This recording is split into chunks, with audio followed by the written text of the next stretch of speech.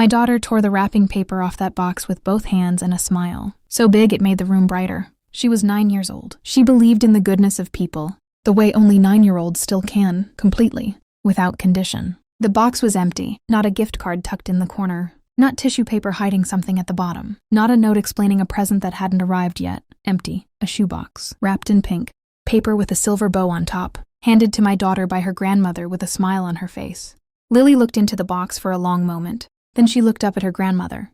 Then she looked at me, and I watched my 9-year-old daughter decide, in real time, not to cry in front of the family. She closed the lid. She set the box down next to her real gifts. She said, "Thank you, Grandma Ruth." And she went back to her birthday, cake with the kind of dignity that made my chest split open. I have replayed that moment more times than I can count. The way her face moved through confusion, hurt, and then this quiet closing, like a door gently shutting on something she wasn't ready to show. She was 9, and she handled it better than I was about to. Let me take you back to the beginning, because what happened at that birthday party was not an accident. It was not forgetfulness. It was the latest move in a game that had been going on since the day I married into this family, and it was the move that finally made me stop pretending the game wasn't happening. I married Daniel Whitmore 8 years ago in a small outdoor ceremony in late September. The trees were just starting to turn. I wore my mother's veil. Daniel cried when he saw me walk down the aisle, which made everyone in attendance love him immediately. I was 31. He was 33. We were ready. What I was less ready for was Ruth. Ruth Whitmore is the kind of woman who is always perfectly put together and never quite warm. She wears her hair in the same silver bob she's had for 20 years. She speaks in a tone that is always just slightly instructional, like she's correcting you even when she's agreeing with you. She is not a cruel woman. I want to be precise about that. She is something more complicated than cruel. She is a woman who has very clear beliefs about how things should be, and she has never once in her life questioned whether those beliefs might be wrong. Her beliefs, as I came to understand them over 8 years, included the following: that Daniel's first wife, Claire, had been the right choice for him, that I was a pleasant enough replacement, but a replacement nonetheless, and that Lily, my daughter from a previous relationship, was not a Whitmore in any way that counted. Lily's biological father left before she was born. He signed away his parental rights without much of a fight. Daniel adopted her when she was 4, which was the most natural thing in the world to both of them. They adored each other from their first meeting. When Lily walked up to Daniel at a family barbecue and asked him if he could reach the ketchup, he's been her father in every sense that matters ever since. Ruth never fully accepted the adoption. She was present at the courthouse. She brought flowers. She smiled in all the photographs. But there is a difference between attending a thing and accepting it, and Ruth understood that difference and lived in it comfortably. The favoritism showed up slowly at first, the way water damage shows up, a small stain you notice and explain away, and then one day you look up and the ceiling is caving in. Daniel has a younger sister named Priya, who married into the family 5 years ago and has 2 biological children, twins named Sophie and James, who are 7. Ruth adores those children with an openness she has never extended to Lily. The Christmas gifts were always noticeably more. The phone calls were more frequent. When Ruth came to visit, she'd arrive with small things for Sophie and James, a book, a toy, a chocolate bar, and for Lily. There was always a reason why she'd forgotten or run out of time, Daniel noticed. We talked about it. He addressed it with his mother twice, gently, the way he addresses most things.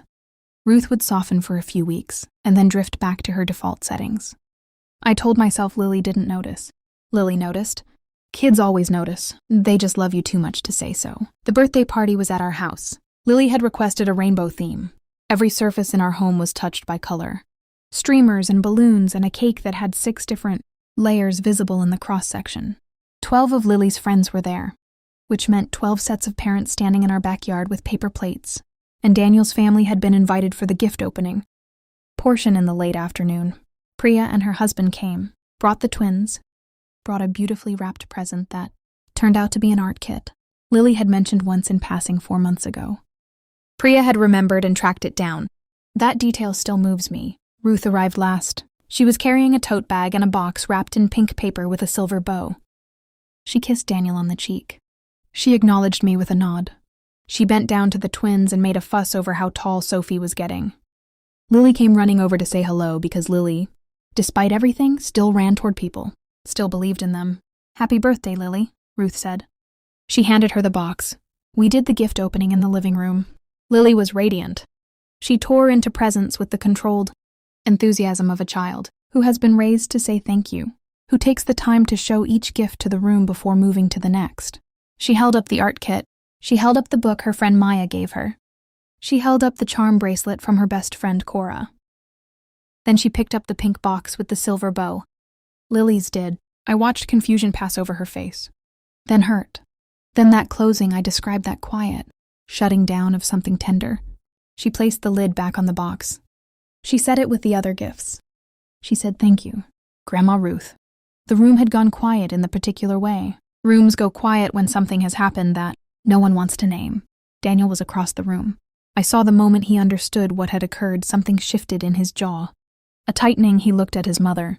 Ruth was adjusting the strap of her tote bag and looking at nothing in particular. Priya saw it too. I caught her eye. She looked horrified.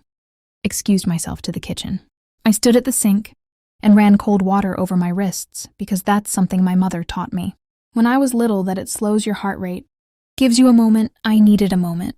My daughter was 9 years old. She had just opened an empty box in front of all of her friends, handed to her by her grandmother, and she had thanked the woman for it. Turned off the water, I dried my hands. I walked back into the living room. The party wrapped up, the way it had to, with forced normalcy, with cake, with Lily's friends leaving in ones and twos with goodie bags.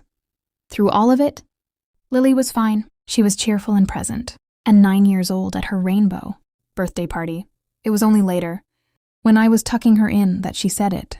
She was lying on her side, looking at the wall, and she said very quietly, "Grandma Ruth doesn't really like me, does she?" "Mom," I sat on the edge of her bed for a long time. "You are so loved," I told her, "by so many people. That's not what I asked," she said, 9 years old, kissed her forehead and turned off the light and walked down the hallway and sat at the top of the stairs, and I let myself feel the full weight of it. Every gift that had been smaller, every visit where she had been passed over every time, I told myself it wasn't as bad as it looked. All of it had been moving toward this moment, my daughter, who had been adopted and loved and wanted by the man who chose to be her father, asking me in the dark if her grandmother actually liked her. We were done being patient. Daniel called his mother the next morning. I sat in the kitchen and listened. He was not loud. He has never been a loud man, but he was exact. He walked through it methodically. The gift, the public setting, the look on Lily's face. He said, "Lily asked her mother last night if you like her. She is 9 years old, Mom. Do you understand what?" I'm telling you, Ruth's response, as Daniel related afterward, was layered in a way that was almost impressive. First, there was surprise. She hadn't realized the box was empty. She must have forgotten to put something inside. She felt terrible. Then there was defensiveness. She had always treated Lily with love. No one could say otherwise. Then there was the turn, the move she always made when cornered.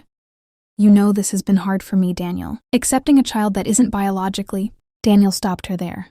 "She is my daughter," he said. "That sentence doesn't get finished in our family."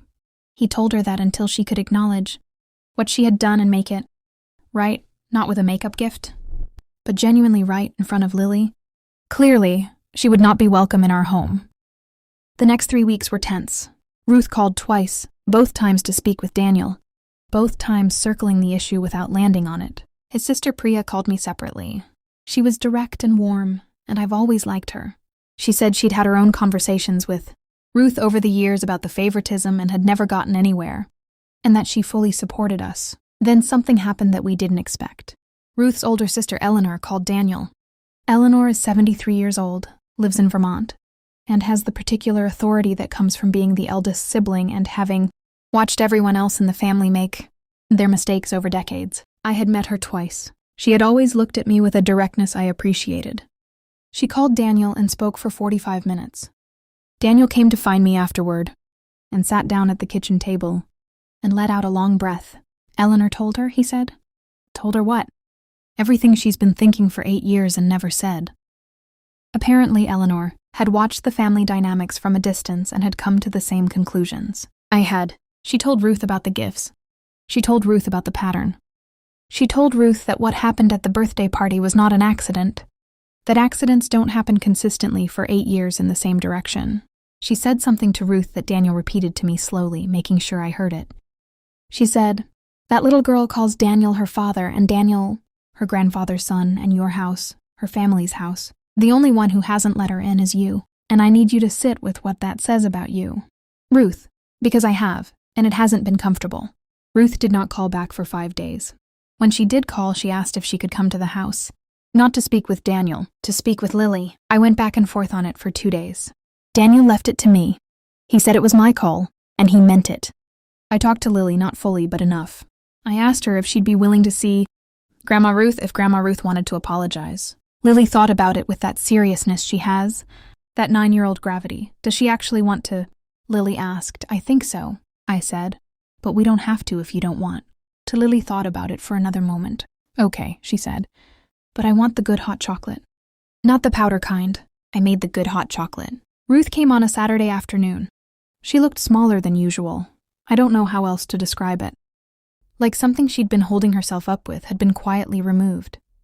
She sat at our kitchen table and she looked at my daughter and she said, without preamble and without excuses, that she had not treated Lily fairly. That it had been wrong. That the birthday box was unforgivable and she wasn't going to pretend otherwise. That Lily deserved better from someone who was supposed to be her grandmother. Lily listened to all of it with her hands wrapped around her mug. When Ruth finished, Lily said, Okay, Grandma Ruth. Not it's fine. Not I forgive you. Just, okay. The word of someone who is waiting to see what comes after the words. Ruth seemed to understand. She nodded. She didn't push for more. Things have been different since then. Slowly, carefully different. Ruth calls Lily on her own now. Not when she calls Daniel, but separately. She remembered Lily's school play in March. She sent a card for no reason in February.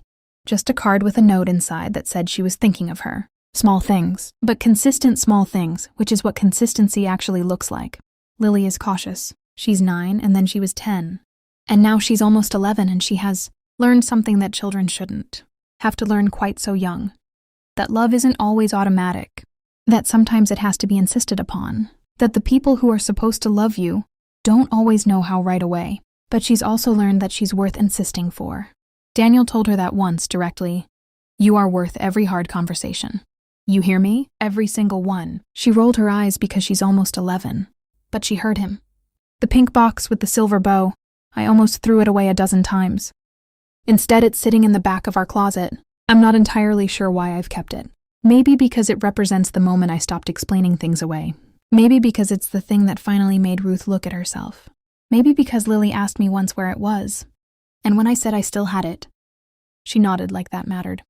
I think about that nod sometimes. What she was keeping, I think, is the proof that she didn't imagine it. That it was real, and it was wrong, and the people who loved her said so out loud. That's what she needed, not the gift. The acknowledgement. We all need that, I suppose.